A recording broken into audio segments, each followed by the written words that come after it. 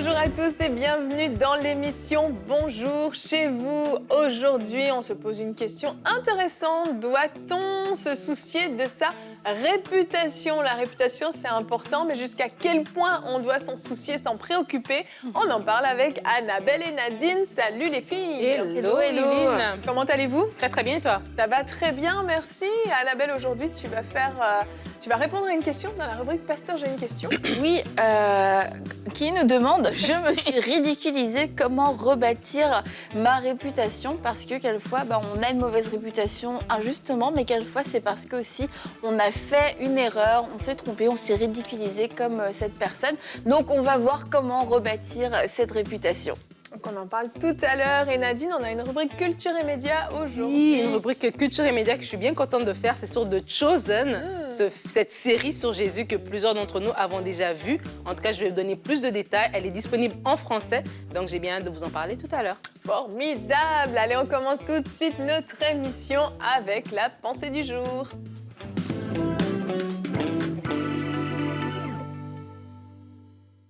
Aujourd'hui, j'ai intitulé ma pensée, ta réputation, ta carte de visite. Parce que oui, notre réputation nous précède, notre réputation est notre carte de visite lorsqu'on a une bonne réputation et même des fois quand on en a une moins bonne. Mais aujourd'hui, je veux vraiment me concentrer sur vous encourager à préserver votre réputation, à y penser. La Bible dit dans Ecclésiaste au chapitre 7, le verset 1, « Une bonne réputation vaut mieux qu'un bon parfum. » Oui, une bonne réputation vaut mieux qu'un bon parfum. Comme un bon parfum, notre bonne réputation va nous précéder. Et comme un bon parfum, notre bonne réputation va rendre notre présence agréable auprès des gens qui sont autour de nous. Mais j'aimerais avec vous aller dans la parole de Dieu et relever 5 bénéfices d'une bonne réputation. Le premier, c'est que la bonne réputation attire des personnes de qualité vers toi. La Bible nous dit dans 1 Roi au chapitre 10 au verset 1 que la reine de Saba entendit parler de la réputation que Salomon avait acquise grâce à l'Éternel. Elle vint donc pour éprouver sa sagesse en lui posant des questions difficiles.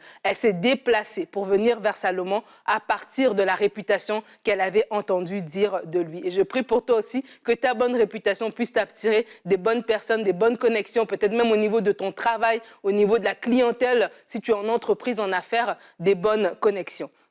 La deuxième chose, c'est que ta réputation, ta bonne réputation, te donne accès à des promotions ou en tout cas accès à plus de responsabilités. Néhémie 13 au verset 13, « Je confie à la surveillance des magasins à 3 personnes, je ne dirai pas leur nom, c'est assez compliqué à lire, et je leur adjoignis Enan, fils de Zakur, fils de Matania, car ils avaient la réputation d'être fidèles et ils furent chargés de faire des distributions à leurs frères. » La bonne réputation, c'était des gens qu'on pouvait compter sur eux, ils étaient des gens de confiance et ça leur a permis d'accéder à des postes, accéder à des responsabilités que les gens autour d'eux n'avaient pas accès. Le troisième point, c'est que ta bonne réputation va faire de toi un témoignage auprès des non-croyants. Notre bonne réputation fait de nous un témoignage alors que nous sommes ces ambassadeurs du royaume. 1 Pierre 2 au verset 12. Ayez une bonne conduite, donc une bonne réputation au milieu des non-croyants, afin que là même où ils vous calomnient, comme si vous faisiez le mal, ils remarquent votre belle manière d'agir et rendent gloire à Dieu où il reviendra, le jour où il interviendra, pardon.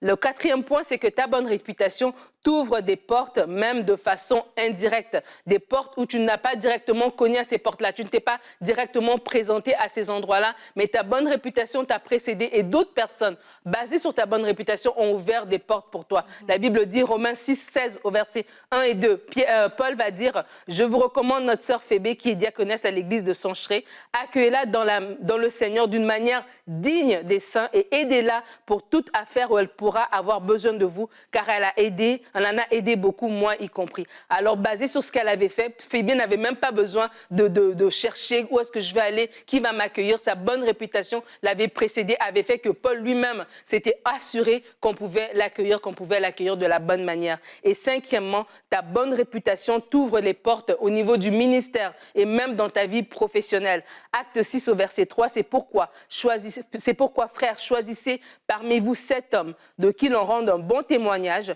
qui soit plein d'Esprit Saint et de sagesse et que nous chargerons de cet emploi. On parle d'Étienne, de Philippe et de toutes ces personnes qui ont été mises comme diacres. Leur bonne réputation, leur bonne façon de faire, on les a observés, que c'était des gens remplis de sagesse, remplis du Saint-Esprit et cela a permis d'aller plus loin dans le ministère. Donc ta bonne réputation n'est pas à... je perds ma voix. elle n'est pas à négliger, elle est ta carte de visite, donc utilise-la de la bonne manière. Amen. On néglige parfois notre réputation, pensant que justement, peu importe, qu'on peut penser du bien ou du mal de moi, finalement, ça ne change rien, les gens pensent ce qu'ils veulent. Mais la réalité, c'est que oui, comme tu le dis, une réputation, c'est une carte de visite. Si tu me parles de Fred, tu me dis juste Fred, je ne sais pas qui est Fred, j'en ai aucune image.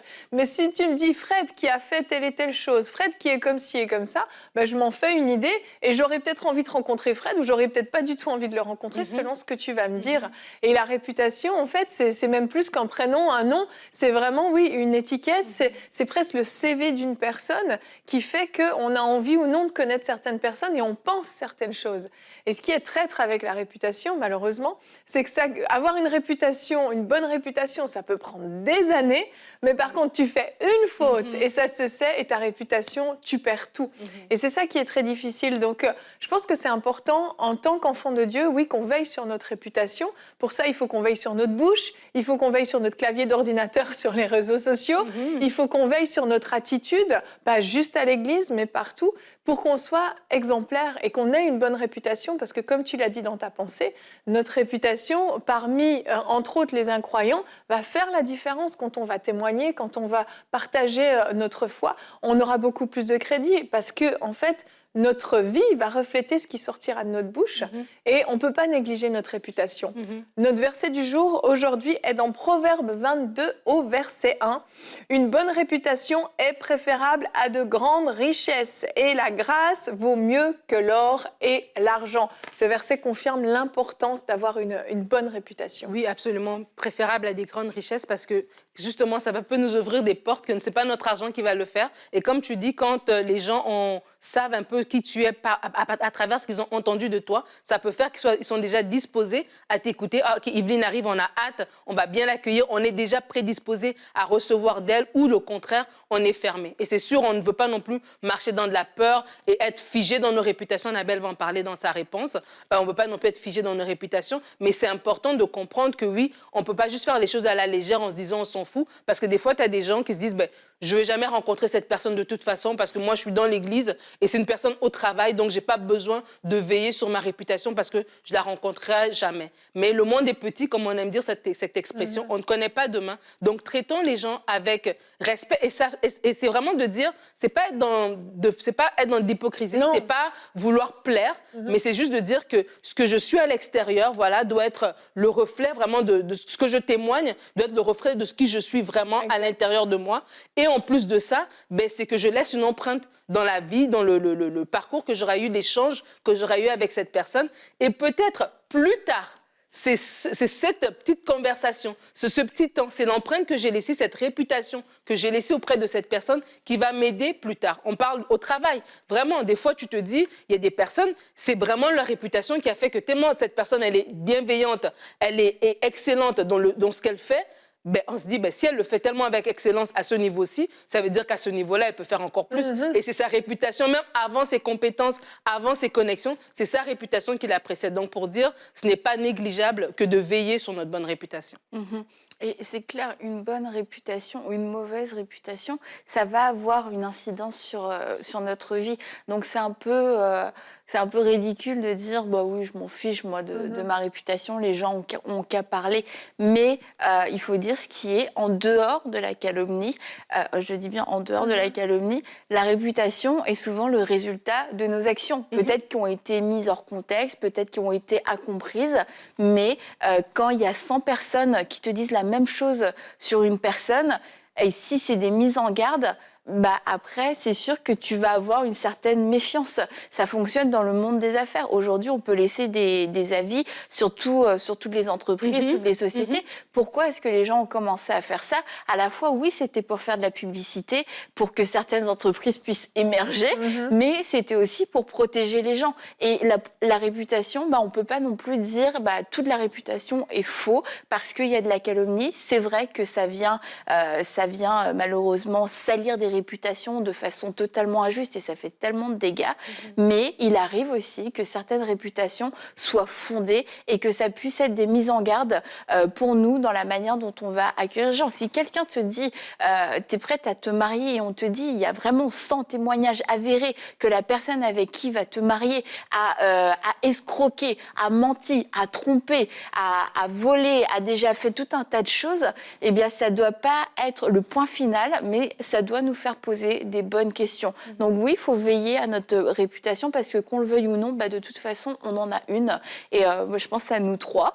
On a forcément une réputation. On est un minimum public, donc forcément, il y a une réputation. Et une réputation à cause des gens qui nous ont rencontrés, à cause de ce qu'on peut voir sur le plateau. Ce qu'on peut voir sur le plateau, à la fois c'est vrai, à la fois il y a beaucoup d'interprétations. Donc c'est là où la réputation a aussi sa faiblesse, c'est que ça reste quand même des ressentis, ça reste des impressions et quelquefois c'est des impressions à un moment donné. J'ai croisé Evelyne et puis elle avait l'air très fâchée. Elle était en train de mettre de l'essence dans sa voiture.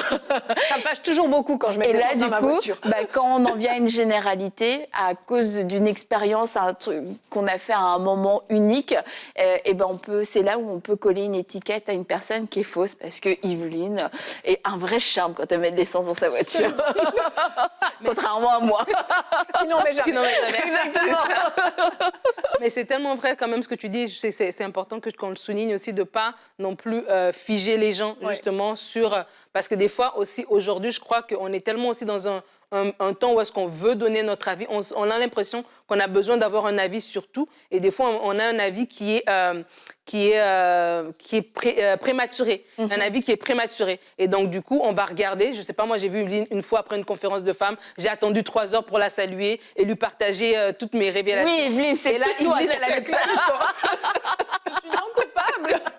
Et elle n'avait pas le temps. Mais peut-être Evelyne, elle était encore dans son décalage horaire. Elle était fatiguée, elle devait rentrer dans sa chambre pour appeler ses enfants, etc., etc. Mais c'est vrai. Et des fois, on fige les gens. Et des fois, il y a des gens qui se sont même fermés des portes, qui n'ont pas voulu entrer en amitié avec des personnes basées sur ce qu'ils ont entendu de leur réputation. Donc, comme tu dis, il y a les deux cas. S'il y a 100 personnes, c'est vrai qu'il y a matière à réfléchir. Mais des fois aussi, s'il y a 2, 3, et puis tu te dis, est-ce que j'ai tout de suite un ministère ? Tout de suite, j'ai arrêté d'écouter, je ne veux rien savoir parce que j'ai entendu quelque chose, etc. Donc aussi, soyons nuancés. Mais l'important que je vais juste te dire avant de terminer mon point, c'est par rapport aux non-croyants. Que vraiment, en tant qu'enfants de Dieu, nous sommes les ambassadeurs du Seigneur Jésus. Et cette réputation, cette façon d'agir, cette bonne conduite a un effet sur les personnes qui nous regardent, qui sont d'une autre confession ou qui n'ont pas de confession du tout. Et beaucoup plus que nos paroles, nos actes vont parler. Et peut-être qu'on va faire quelque chose, ça ne va pas produire du fruit aujourd'hui, mais c'est quelque chose qu'on laisse dans leur cœur. Donc soyons conscients que ça nous suit en fait. Et quand on a cette conscience, on se dit, tiens, c'est comme j'ai dit tout à l'heure, c'est pas dans l'hypocrisie, mais on est faible, on peut tomber, on peut faillir, mais vraiment au maximum des occasions, j'essaie vraiment de présenter le royaume de la bonne manière, c'est très important. C'est ça, puis c'est totalement biblique, c'est pas juste pour la réputation, c'est comme tu le disais tout à l'heure, c'est que ça doit refléter la réalité de qui on est. Et puis si notre réputation est mauvaise, et vous savez que votre réputation est mauvaise, peut-être qu'il faut examiner votre cœur. Alors peut-être qu'il y a eu un événement qui a tout saccagé votre réputation, là c'est autre chose, vous pouvez vous relever, vous pouvez rebâtir votre réputation, mais si de manière générale, les gens qui vous rencontrent ont une mauvaise image de vous, c'est peut-être parce que vous reflétez pas parfaitement les valeurs du royaume de Dieu, et puis là, dans ces cas-là, faut simplement aussi s'ajuster, parce qu'une réputation est très précieuse, comme on l'a dit, et je veux, en terminant, avant que Annabelle réponde à la question, aussi encourager toute personne, et particulièrement ceux qui sont un minimum public ou dans le ministère, à y veiller encore 2 fois plus. Il y a des choses qu'il faut simplement éviter parce qu'on peut, pour nuire à quelqu'un, salir volontairement sa réputation. Mais si vous avez mis toutes les barrières nécessaires autour de vous, eh bien ce mensonge sur votre vie pourra s'anéantir et tomber. Et Annabelle, voilà, on est face à quelqu'un, elle nous a donné son nom, c'est Carline d'Haïti.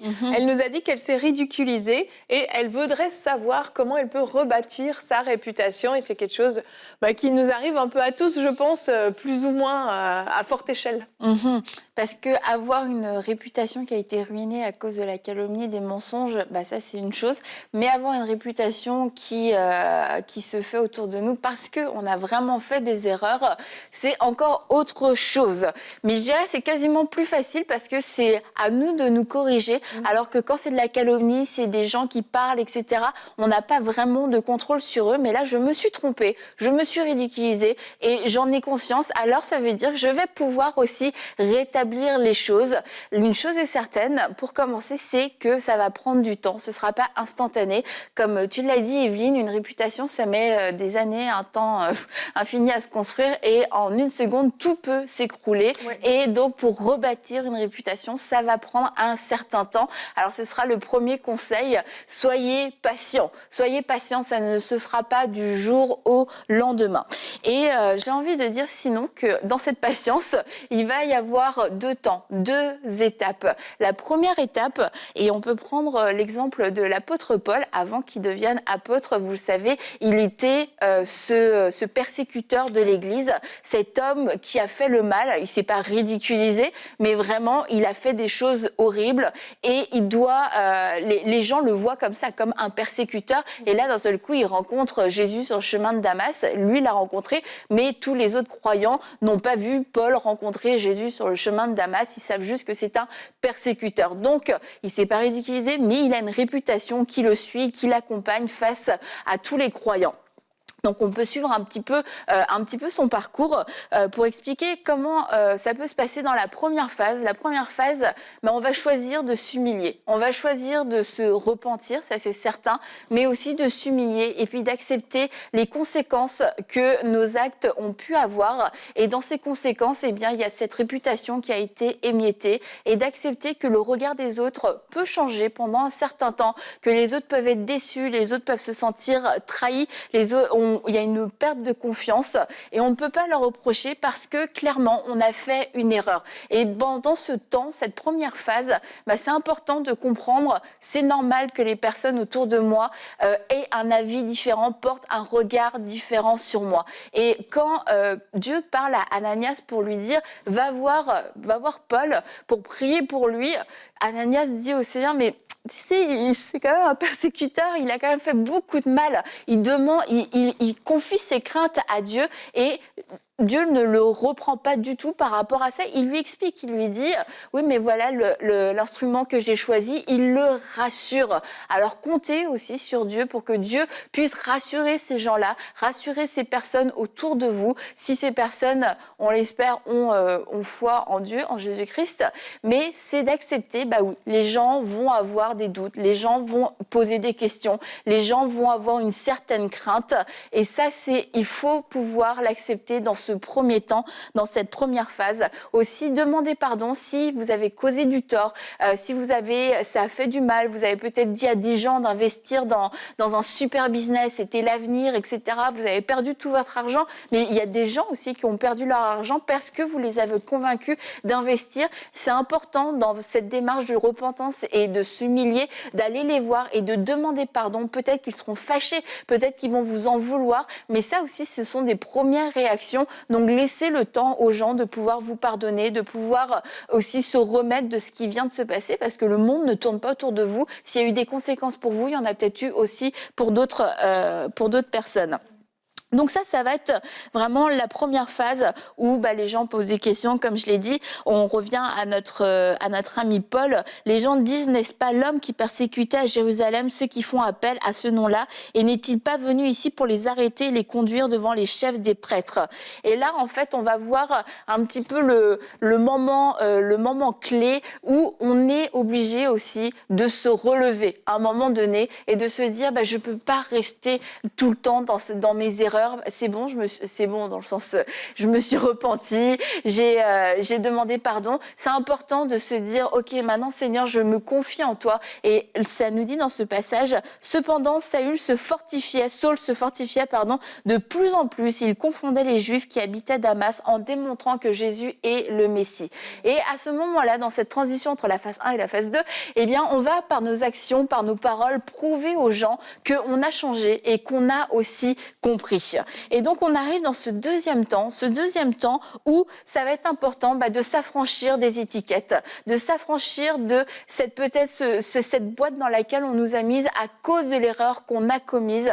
Oui, je me suis trompée, j'ai demandé pardon, j'ai fait ce qu'il fallait, je grandis et maintenant, j'ai besoin d'avancer. Et c'est ce que Paul a fait, malgré la méfiance de certains. Paul a décidé d'avancer, il a décidé de ne pas laisser sa réputation le définir, parce que ça, c'est vraiment important, je l'ai déjà dit, mais votre réputation n'est pas votre identité. Et on doit marcher selon notre identité. Il y a des saisons dans notre vie où notre réputation va être comme du vent dans nos ailes, et il y a des saisons où notre réputation va être un frein.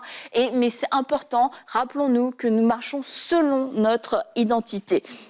Et alors qu'on est dans cette deuxième phase, c'est de refuser aussi les accusations qui viennent des autres, les accusations qui viennent du diable et les accusations qui viennent aussi de notre propre pensée, de notre propre âme qui veut nous ramener dans le passé. Ce qui a été pardonné a été pardonné. Il y a eu des conséquences plus ou moins graves. On a demandé pardon, on s'est humilié, on a fait ce qu'on pouvait pour se racheter aux yeux des autres, pour prouver que nous avions changé. Si les gens ne veulent pas accepter notre changement, on doit à un moment donné décider d'avancer et ne pas vivre selon cette réputation, et prier aussi que Dieu nous amène un nouvel entourage, un entourage frais qui va pouvoir nous voir avec des yeux différents, avec une perspective différente et pas selon notre erreur du passé, comme Paul qui encore une fois a essayé de se joindre aux croyants et les gens avaient trop peur de lui, mais Barnabas est arrivé et il l'a pris avec lui et il a montré aux gens, il a montré le chemin. Écoutez, oui, c'est un persécuteur, mais maintenant il est des nôtres, il marche avec nous. Et la Bible nous dit que Paul est parti avec lui et qu'il a rencontré les autres apôtres et qu'il allait et venait en sécurité avec eux. Et voilà, c'est comme ça que Paul a pu développer une nouvelle réputation et qu'il est cet homme aujourd'hui que nous connaissons. Voilà. Super. Merci pour ce marathon. Merci beaucoup. Si vous avez des questions, écrivez-nous à l'adresse pasteur.j'ai-une-question@emcitv.com. Nous enchaînons avec notre rubrique Culture et Médias.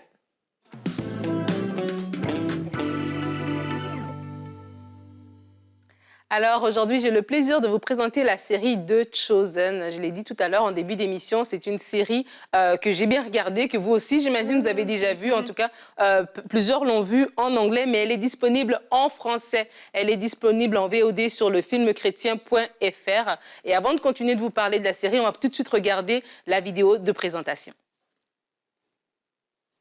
Je vais vous raconter une histoire.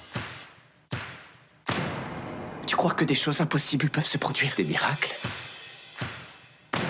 Je n'oublierai jamais ce que j'ai vu. Je suis vraiment navrée, mais je ne sais même pas ton nom. Je suis Jésus. T'es dangereux? Pour certains, peut-être. Je l'ai vu. C'était vraiment incroyable. Je veux savoir si on a un problème. Cet homme a prétendu être Dieu de fausses prophéties. Donc je te repose la question. Existe-t-il un problème, le soi-disant faiseur de miracles? Jésus de Nazareth. Comme quoi, il y a parfois de bonnes choses qui viennent de Nazareth.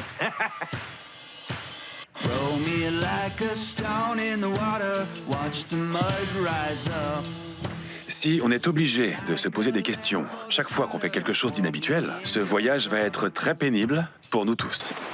On y va, allez!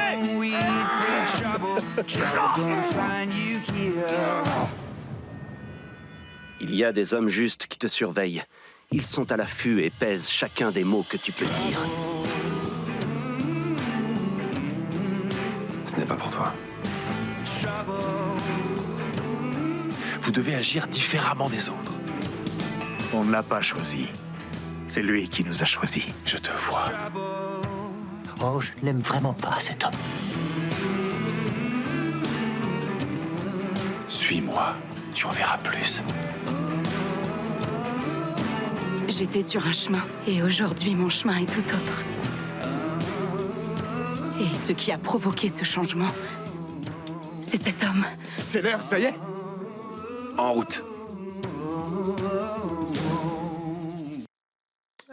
Ouais, c'est Génial. super, hein? La bande-annonce Vraiment. est super bien faite. Une Hein. très, très belle bande-annonce.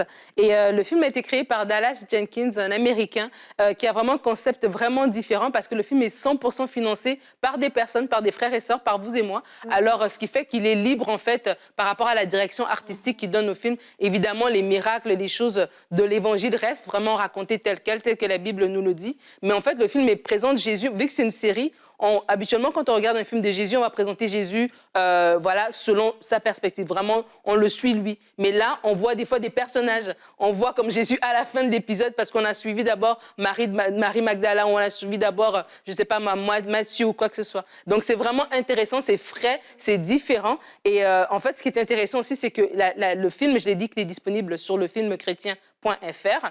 Mais il y a une application qui existe de Chosen, qui est l'application originale en anglais. Plus de 300 millions de fois dans le monde entier qu'il a été vu, sous-titré en 50 langues.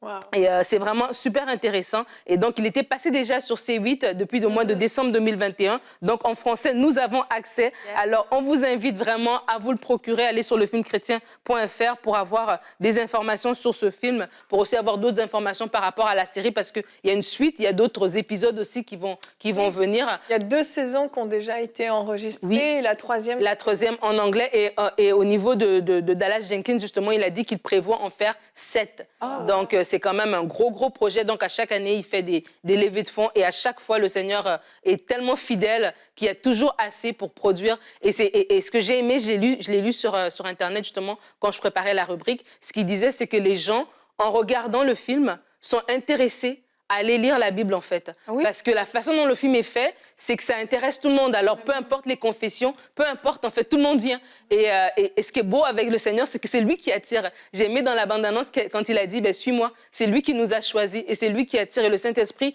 vraiment insuffle dans cette série. Et les gens s'intéressent, ils vont lire la Bible, ils vont vérifier, ils vont rencontrer Jésus. Et c'est ça que le film est en train de faire. Et l'acteur qui joue le rôle de Jésus, je trouve qu'il est super bien. Il a même gagné des prix par rapport à son interprétation. Donc vraiment, on vous encourage à aller suivre The Chosen.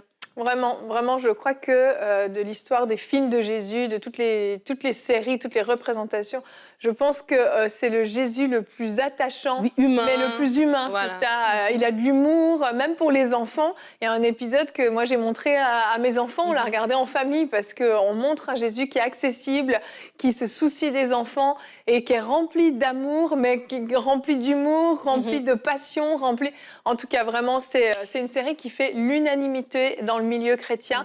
Et on vous encourage à soutenir également si vous voulez financer les épisodes. Puis on remercie Sage Productions qui a fait le doublage parce que nous, la francophonie, on était un petit peu en reste. En version sous-titrée, ça va, mais on avait envie de l'avoir en français. Donc on est vraiment très contents. Merci Nadine pour cette belle présentation. Et puis nous, on va se retrouver demain alors qu'on va veiller sur notre réputation de jour en jour. Demain, on va éviter de se laisser gagner par le désespoir également. Ce sera notre thème du jour. Et nous aurons une rubrique « C'est mon histoire » avec le pasteur Marcel Kouamenan qui nous raconte son histoire qui démarre dans une termitière et qui se termine à l'ONU. J'en dis pas plus, vous découvrirez tout ça demain. Bonjour chez vous.